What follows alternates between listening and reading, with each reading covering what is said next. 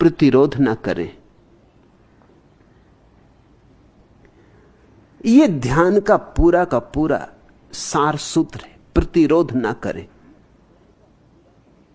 यह साक्षी भाव की प्रक्रिया है। मन से मुक्त होने का सिर्फ एक ही उपाय है, एक ही, दूसरा न कोई कभी उपाय था न हो सकता है।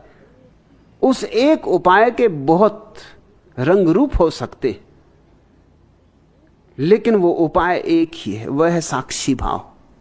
और साक्षी भाव का अर्थ होता है प्रतिरोध न करें, क्योंकि जैसे ही प्रतिरोध किया कर्ता भाव आ जाता है, साक्षी भाव समाप्त हो जाता है। इसको थोड़ा समझें। तुम्हारे मन में प्रतिपल विचारों का तांता लगा हुआ है, वासनाओं का तांता लगा हुआ है, स्मृतियों की भीड़ जा रही, कल्पनाएं, योजनाएं, अपेक्षाएं, क्या क्या नहीं है।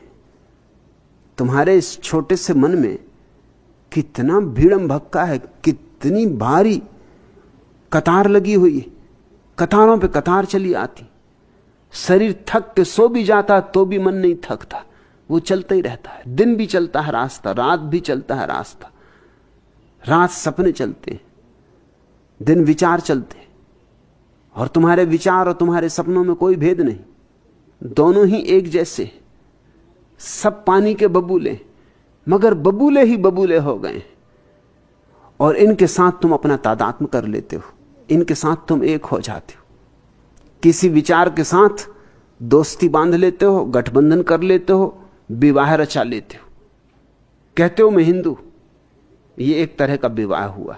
कहते हो मैं मुसलमान, ये दूसरी तरह का विवाह हुआ। विवाह की विधि अलग अलग, मगर किन्हीं विचारों से तुमने भांवर डाल ली। किसी विचार प्रक्रिया से तुमने अपने को तादात्म्य कर लिया, तुम जुड़ गए। जिसको तुमसे कहा गया ये अच्छा विचार है, उसको तुम पकड़ के छाती से लगा लेते हो। और जो तुम्हें समझाया गया बुरा विचार है, उसे तुम धिक्कारते हो, हटाते हो, धक्के मारते हो। अब एक झंझट शुरू होती। जिसे तुमसे कहा गया है कि बुरा विचार है, जितना तुम उसे धकाओगे वो उतने ही बलपूर्वक तुम्हारे पास आएगा। जैसे गेंद को कोई दीवार से मारे, जोर से मारे तो जोर से वापस आती, धीरे मारे तो धीरे वापस आती, मारे ही नहीं तो वापस ही नहीं आती। प्रतिरोध न करने का पहला तो अर्थ यह हुआ, दीवार पर गेंद न मारो। क्योंकि तुम जितने जोर से मारोगे उतनी ही तुमने ऊर्जा गेंद को दे दी। गेंद के पास अपनी कोई ऊर्जा नहीं है, अपनी कोई शक्ति नहीं, तुम्हारे ही द्वारा शक्ति मिलती है गेंद को। तुमने जितने जोर से मारी उतनी ही शक्ति से गेंद गई। और जब दीवार से टकराएगी तो अगर शक्ति फिर भी बच रही टकराने के बाद, तो वापस लौटेगी। दीवार वापस नहीं लौटाती। दीवार क्या वापस लौटाएगी? अगर तुम आहिस्ता से फेंको तो दीवार के पास ही गेंद गिर जाएगी।